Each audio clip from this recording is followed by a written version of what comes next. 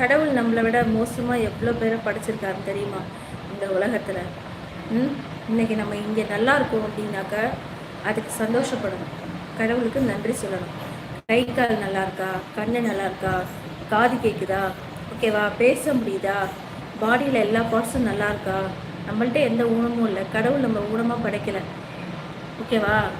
உயிரோடு படைச்சிருக்காரு, திறமை இருக்குது, நல்ல பிரெயின் இருக்குது, நல்ல அப்பா அம்மா இருக்காங்க. இதுதான் நம்ம திங்க் பண்ணணும் கரெக்டாக. அதை விட்டுட்டு எனக்கு அது இல்லை இது இல்லை கல்யாணம் வேண்டாம் அது இதுன்ட்டு நம்ம மனசை போட்டு டிப்ரெஷன்லேயே வச்சுக்கக்கூடாது. அப்படி டிப்ரெஷனில் வச்சுக்கிட்டீங்க அப்படின்னா அது லைஃப்லாம் உங்களுக்கு ஸ்ட்ரெஸ்ஸில் முடிஞ்சிடும். உங்களை வேறு எதையும் திங்க் பண்ணவே விடாது, நம்மளை அந்த ப்ரெஷர்லேயே விட்டு அடக்கி விடும்.